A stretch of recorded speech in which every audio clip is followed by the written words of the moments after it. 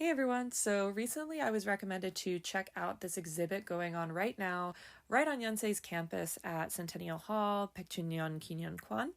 The exhibit itself is called Caves Connecting Humans, or 동굴 사람을 잇다. It's going on till September 16th, but honestly I recommend going now. It's a great way to cool off and check out some really cool stuff on campus. And so basically this exhibit is all about excavations done in caves. So these digs that find these awesome artifacts, and you get started by following this cute little path up to this recreation of kind of a cave environment. It's got this cool projection of some nature on the outside and takes you inside to these recreated cave paintings under this UV light. It was super cool looking. Honestly, I think it would be awesome for pictures, but it was a really nice way to kind of lead into the exhibit itself.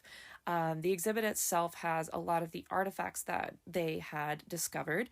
It gives you some information right at the beginning about how these artifacts are from the prehistoric period, such as Paleolithic, Neolithic, Bronze, even ages of Silla, Goryeo, and Joseon dynasties.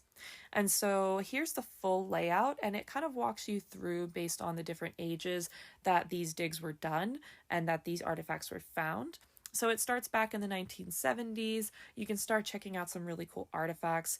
There's also just like really interesting art pieces. I really liked this one. And I think my favorite section was the 2010s. So here they had my favorite of all of the exhibit items, these tiny, tiny little bones. I couldn't even imagine what kind of animal these came from. They were so tiny. These little jawbones were super interesting. And honestly, just when I thought that I couldn't find anything tinier than these, they had these little fish bones that were so tiny, they had to be kept in these capsules. So honestly, all these artifacts were super cool.